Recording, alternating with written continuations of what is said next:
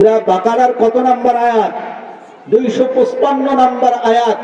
হাফিজি কোরআন শরীফের 3য় নম্বর পারায় 1ম নম্বর পৃষ্ঠার মধ্যে সবচেয়ে বড় আয়াত যেটা মাঝামাঝি, এইটার নাম হলো আয়াতুল কুরসি। জোরে জোরে বলেন আল্লাহু আকবার। আল্লাহ তাআলা সবাইকে আমল করার তৌফিক দান করুক, সবাই বলে আমিন। আমার বন্ধুগণ, কি আছে আয়াতুল কুরসির মধ্যে? আল্লাহ পাক রব্বুল আলামিন কেমনে এই আয়াতুল কুরসিকে আল্লাহ তাআলা ইসমে আযম বলে ঘোষণা করলেন। এই আয়াতুল কুরসি রাত্রিবেলা পড়ার কারণে একজন ফেরেশতা আল্লাহর বান্দা বান্দীদেরকে সারা রাত্রি হেফাজত আর সংরক্ষণের দায়িত্ব নেয়, শয়তানকে কাছে আসতে দেয় না। আল্লাহর বান্দা বান্দীরা যদি মৃত্যুবরণ করে শাহাদাতের মর্যাদা লাভ করে, বিশ্বনবী অন্য হাদিসের মধ্যে বলেছেন, যারা 5 ওয়াক্ত ফরজ নামাজ পড়িয়া এই আয়াতুল কুরসি নামক আয়াতটা নিয়মিত পাঠ করবে, আল্লাহ পাক রব্বুল আলামিন মৃত্যুবরণ করার সঙ্গে সঙ্গেই আল্লাহর ওই বান্দা বান্দীদেরকে জান্নাতি বলে ঘোষণা দিবেন। জোরে জোরে বলেন মারহাবা। আসুন দেখেন এই তেলাওয়াতের মাধ্যমে আল্লাহ তাআলা আয়াতুল কুরসির মধ্যে আল্লাহর একত্ববাদ, আল্লাহর সিফাত গুণ বাচক নামগুলোর পরিচয় তুলে ধরে বলতেছেন, আল্লাহু লা ইলাহা ইল্লা হুয়াল হাইয়ুল কাইয়ুম। জোরে বলেন আল্লাহু আকবার। আল্লাহ নিজের পরিচয় তুলে ধরতেছেন, মহান আল্লাহ এমন এক সৃষ্টিকর্তা, লা ইলাহা ইল্লা হুয়া, তিনি ছাড়া আর কোনো সৃষ্টিকর্তা নাই, উপাস্য নাই। আল হাইয়ুল কাইয়ুম, আল্লাহ তাআলা এমন গুণের অধিকারী যিনি চিরঞ্জীব আর সব কিছুর ধারক বাহক আর পরিচালনাকারী। জোরে জোরে বলেন মারহাবা। আল্লাহ চিরঞ্জীব, চির অমর, আল্লাহর কোনো মৃত্যু নাই। আল্লাহ ছিলেন, আল্লাহ আছেন, আল্লাহ থাকবেন। জোরে বলেন কথা ঠিক না বেঠে? আমরা ছিলাম না, আছি, ভবিষ্যতেও থাকবো না, আমরা থাকবো সবাই। একজন অমর, তিনি হলেন কে? আমার পবিত্র কোরআনুল কারীমের 27তম নম্বর পারায় সূরাতুর রহমানের মধ্যে আল্লাহ পাক রব্বুল আলামিন কারা থাকবে এই সৃষ্টি জগতের মধ্যে আল্লাহ তাআলা পরিচয় তুলে ধরে বলেন, কুল্লু মান আলাইহা ফানি ওয়া ইয়াবকা ওয়াজহু রাব্বিকা যুল জালালি ওয়াল ইকরাম। কবি বলেন, যা আছে ধরায় সব হবে লয়, যা আছে ধরায় ওরে সব হবে লয়, মহান গরিয়ান প্রভু তোমার জেগে রবে অনন্তময়। আসমান জমিনে যা আছে সব কিছু এই সৃষ্টি জগতের মধ্যে যা দেখতে পাই, যা দেখতে না পাই, সব একদিন শেষ হয়ে যাবে। একমাত্র মহান আল্লাহ পাক রব্বুল আলামিনের জাত অবশিষ্ট থাকবে। জোরে জোরে বলেন মারহাবা। এজন্য আল্লাহ বলছেন, আল্লাহু লা ইলাহা ইল্লাহু আল হাইয়ুল কাইয়ুম। আল্লাহ তাআলা চিরঞ্জীব, সব কিছু ধারক বাহক, আল্লাহ পরিচালনাকারী। আল্লাহ যদি আজকে এক না হয় আর একজন পরিচালক, পার্টনারশিপ সৃষ্টিকর্তা নাউজুবিল্লাহ গ্রহণ করতেন, এক আল্লাহ কিন্তু আজকে বৃষ্টি দিব, আর এক আল্লাহ কিন্তু খবরদার বৃষ্টি দেওয়া যাবে না, আজকে রোদ দিব, কি মতানৈক্য সৃষ্টি হয়ে যাইতো কিনা? সৃষ্টি জগৎ ধ্বংস হয়ে যাইতো। আল্লাহ পবিত্র কোরআনের মধ্যে বলেন 17তম নাম্বার পারায়, লাউ কানা ফীহিমা আলিহাতুন ইল্লাল্লাহ, আল্লাহ ছাড়া যদি আসমান জমিনে অন্য কোন সৃষ্টিকর্তা থাকতো, লাফাসাদাতা, আসমান জমিন শেষ হয়ে যেত। আল্লাহু আকবার। আল্লাহ ধারক বাহক। কেমন ধারক বাহক ভাইজান? আল্লাহ সব কিছু ধারণ করতেছেন, সেদিকে আলোচনা লম্বা করব না, আমার উদ্দেশ্য কোরআন নিয়ে সামনে অগ্রসর হওয়া। এরপরে আল্লাহ বলেন, আল্লাহ তাআলা এমন এক সৃষ্টিকর্তা, লা তাখুযুহু সিনাতুন ওয়ালা নাওম।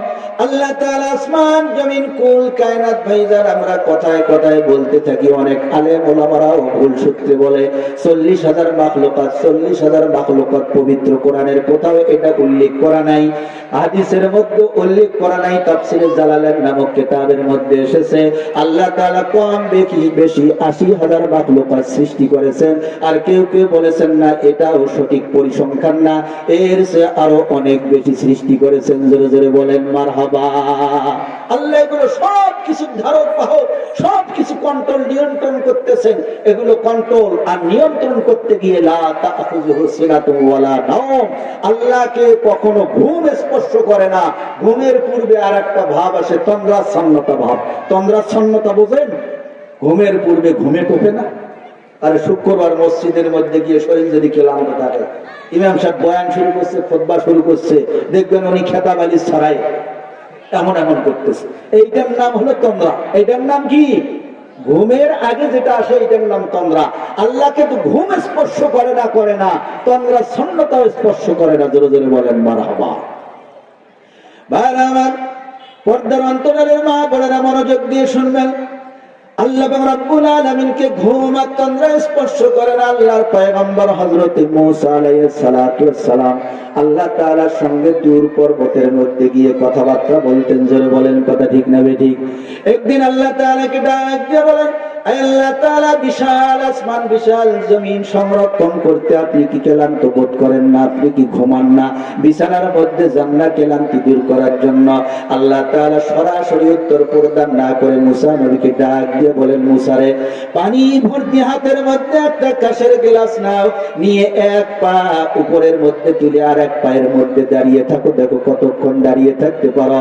আল্লাহর পয়গম্বর জামানার নবী হযরত মুসা আলাইহিস সালাতু ওয়াস সালাম পানি ভর্তি কাঁচের গ্লাস নিয়ে আল্লাহ তাআলার নির্দেশনা অনুযায়ী যখন এক পায়ের উপর দাঁড়িয়ে থাকতে লাগলেন, কয়েক মিনিট যখন পার হয়ে গেল, ভাইজান আর বেশিক্ষণ নিজেকে কন্ট্রোল করতে পারতেছেন না। এভাবে কাঁপতেছেন, কাঁপতে কাঁপতে এক পর্যায়ে দেখা গেল শরীর ক্লান্ত হওয়ার কারণে একদিক দিয়ে কাঁপুনি এসে গেল, আর একদিক দিয়ে দীর্ঘ সময় পেরিয়ে যাওয়ার কারণে চোখের মধ্যে তন্দ্রাচ্ছন্নতা ভাব চলে আসলো। আল্লাহর পয়গম্বরের হাত থেকে পানি ভর্তি কাঁচের গ্লাসটা জমিনের মধ্যে পড়ে গেল, সঙ্গে সঙ্গে টুকরো হয়ে গেল, পানিগুলো চতুর্দিকের মধ্যে ছড়িয়ে পড়ল। আমার আল্লাহ ডাক দিয়ে বলেন, জামানার পয়গম্বর মুসা, একটা মাত্র গ্লাস পানি ভর্তি গ্লাস নিয়ে আপনি কয়েক ঘন্টা পর্যন্ত স্থির থাকতে পারলেন না, এটা সংরক্ষণ করতে পারলেন না। বিশাল আসমান বিশাল জমিন রেখে দিয়ে আমি আল্লাহ তাআলা যদি তন্দ্রাচ্ছন্নতার মধ্যে যাই, ঘুমের মধ্যে যাই, রেস্টের মধ্যে যাই, আমার পুরা সৃষ্টি জগৎ সব তছনছ হয়ে যাবে। জোরে জোরে বলেন সুবহানাল্লাহ। এজন্য আমার আল্লাহ বলেন, লা তাখুযু সিনাতুন ওয়ালা নাওম। আমি আল্লাহ মহান সৃষ্টিকর্তা, যিনি কখনো ঘুমায় না, যার কখনো তন্দ্রাচ্ছন্নতা স্পর্শ করতে পারে না। জোরে জোরে বলেন আল্লাহু আকবার। আল্লাহ তাআলার শক্তি কেমন? আল্লাহর শক্তি সম্পর্কে আল্লাহ বলেন, লাহু মা ফিস সামাওয়াতি ওয়া মা ফিল আরদি। এই পৃথিবীর জমিনের মধ্যে মা ফিস সামাওয়াতি ওয়া মা ফিল আরদি, শুধু আসমান জমিন না, সৃষ্টি জগতের মধ্যে আসমানের মধ্যে এরকম হাজার হাজার লক্ষ লক্ষ মাখলুকাত রয়েছে, জমিনের মধ্যে এরকম হাজার হাজার লক্ষ লক্ষ মাখলুকাত রয়েছে। আল্লাহ বলেন, আসমান জমিনের যত সৃষ্টিজীব রয়েছে, যত মাখলুকাত রয়েছে, সব কিছু আল্লাহর দাস, আল্লাহর জন্য নিবেদিত, সবাই আল্লাহর সন্তুষ্টি কামনা করে। মান যাল্লাযী ইয়াশফাউ ইনদাহু ইল্লা বিইজনিহি। এরপর আল্লাহ রাব্বুল আলামিন কিয়ামতের অবস্থা তুলে ধরে বলেন, কাল কিয়ামতের ময়দানে গুনাহগারদের জন্য, উম্মতের জন্য, নিজ জাতির জন্য, নিজ পরিবারের লোকের জন্য কারা কারা শাফাআত করে গুনাহগারদেরকে জান্নাতের মধ্যে নিয়ে যাইতে পারবে। আমার আল্লাহ ডাক দিয়ে বলেন, আমি আল্লাহ রাব্বুল আলামিন যাদেরকে অনুমতি প্রদান করব, একমাত্র তারাই আল্লাহ তাআলার দরবারে মানুষদেরকে শাফাআত করে করে গুনাহগারদেরকে আল্লাহর কাছ থেকে গুনাহকে মাফ করে তাদেরকে সরাসরি জান্নাতের মধ্যে নিয়ে যাবে। জোরে জোরে বলেন সুবহানাল্লাহ।